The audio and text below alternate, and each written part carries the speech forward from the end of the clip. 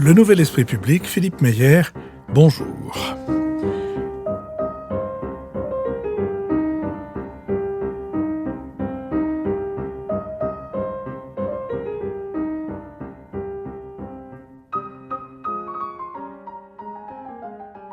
Bonjour, merci de nous avoir rejoints pour ce nouvel épisode de notre série Si c'est pour la culture, on a déjà donné, épisode qui me permet pour la 3e fois d'avoir une conversation avec Thomas Patey, étudiant à l'école du Louvre et auteur d'un récent mémoire d'anthropologie des chanteurs de cabaret.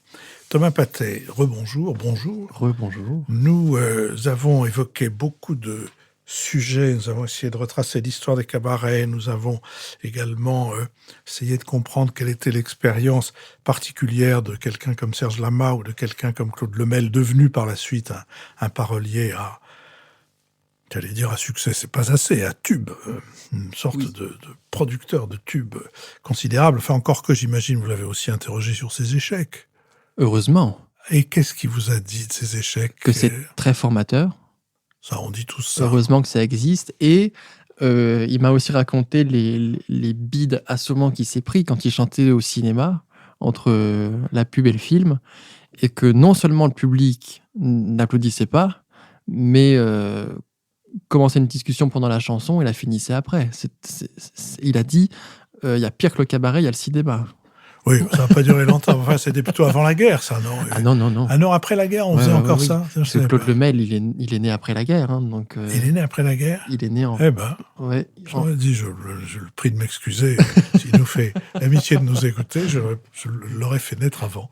Mais donc, je ne couperai pas cet épisode, j'assumerai mes erreurs.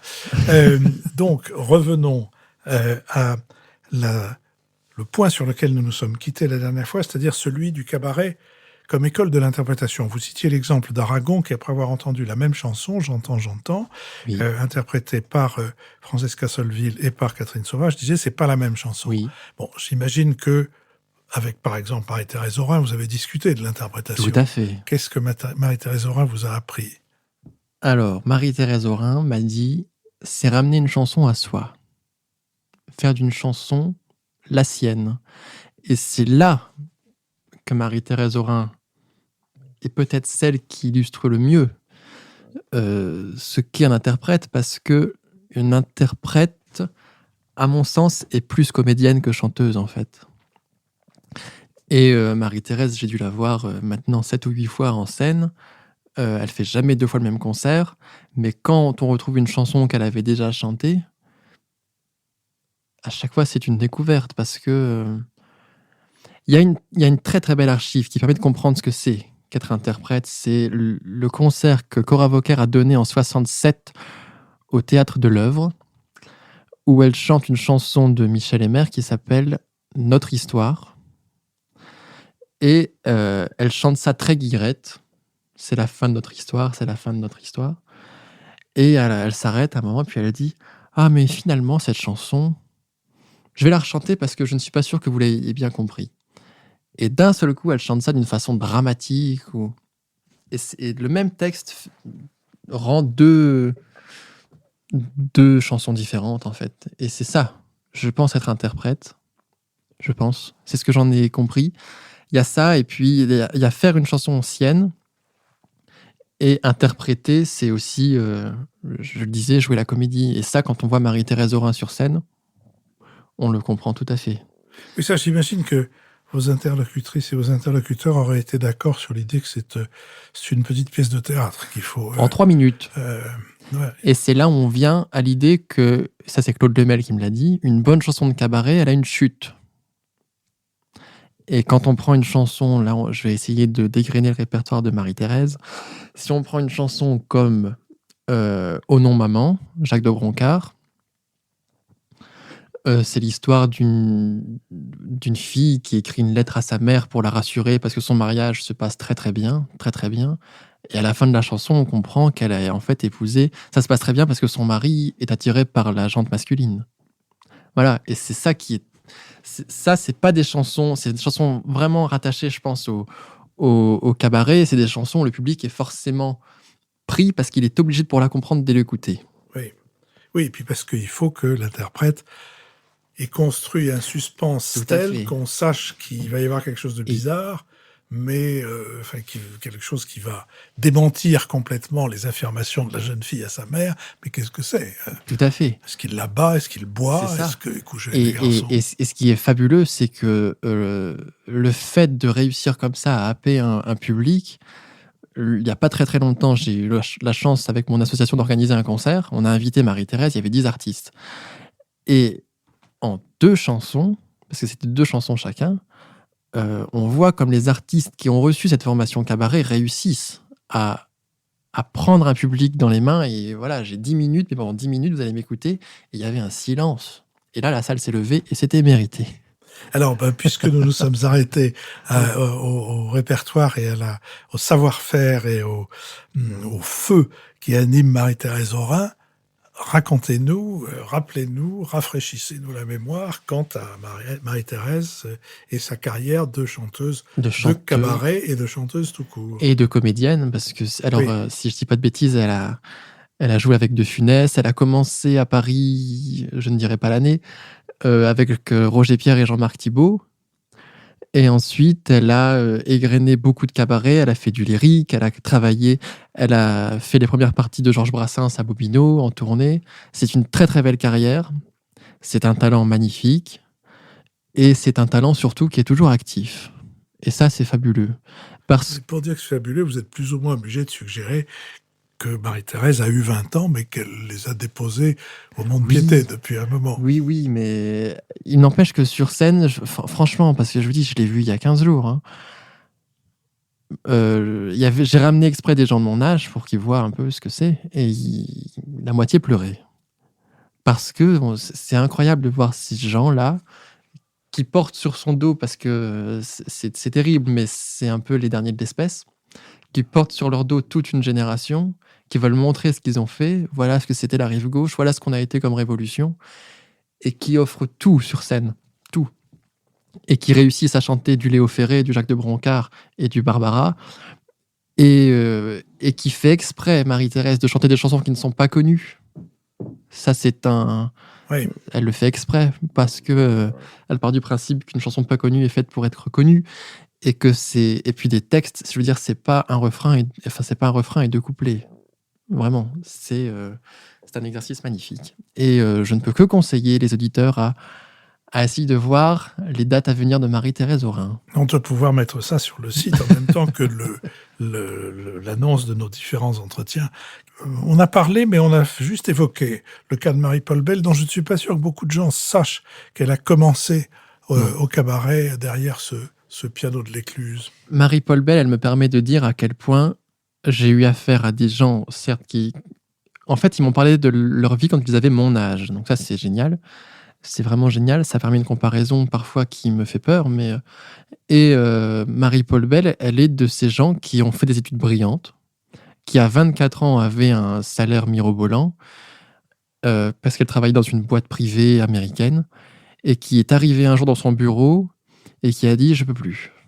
Je ne peux plus. Ce que je veux, c'est chanter, c'est m'exprimer, c'est être sur scène. » Elle a rendu son contrat et elle a passé une audition à l'Écluse et à l'Échelle de Jacob. Et elle a monté les échelons comme ça. Mais Marie-Paul Bell, ce qui vraiment ressort de son entretien, c'est à quel point elle m'a dit une phrase terrible. Et c'est vraiment à quel point elle a mal vécu le catalogage et le jugement que le public pouvait porter aux chanteurs de cabaret.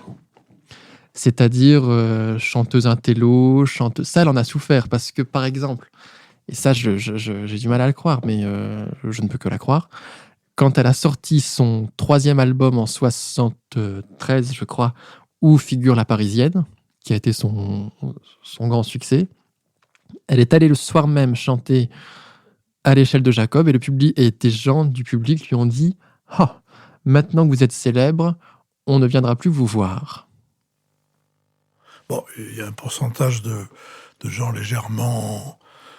comment dire, enfin, oui, vous savez, il y a, enfin, c'est pas, à moins que ça n'ait été le cas d'un grand nombre des publics des cabarets, mais que ce soit comme lecteur d'un livre comme spectateur d'une pièce de théâtre, comme auditeur d'un concert ou d'un cabaret, il y a toujours un pourcentage de gens qui viennent dans l'idée de faire les malins au détriment de l'auteur, des artistes, du metteur en scène, de ce qu'on voudra, des musiciens, et si possible d'exprimer leur frustration de ne pas être l'un ou l'une d'entre eux par une remarque méchante dont elles savent très bien que ça blesse. Et que c'est très blessant. Et que quand il y a 99 personnes dans une salle de 100 qui manifestent de la manière la plus explicite et même la plus non dite qu'ils apprécient ce que vous faites et qu'il y en a un qui arrive à vous balancer un bon coup de froid comme ça au milieu, c'est celui-là que vous retenez et qui, le soir, au moment de vous endormir, vient vous gratter un peu la plante des pieds pour vous empêcher de trouver le sommeil. Donc c'est pas... Mais j'ai raconté cette anecdote à... Est-ce qu'elle n'est pas un peu sursensible sur ce genre de choses, Marie-Paul Bell ? Je ne sais pas, parce que quand j'ai raconté ça, parce que juste après Marie-Paul Bell, justement, j'ai interviewé Serge Lama, parce que c'est grâce à Marie-Thérèse Zorin et Marie-Paul Bell que j'ai pu accéder à Serge Lama. Et j'ai raconté ça à Serge Lama, et Serge Lama m'a dit, peut-être en effet que c'était un moment terrible pour elle, mais il y avait un côté dans le public de cabaret où nous, on écoute l'élite,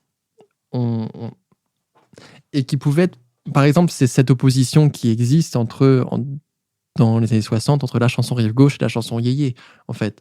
Et il y a ce public qui est, je crois, vraiment très fier de lui, d'aller au cabaret, d'écouter Christine Sèvres et d'écouter Germaine Montero et d'écouter du Prévert. Je pense qu'il y a de ça. Qu'est-ce que chantait Serge Lama au cabaret ?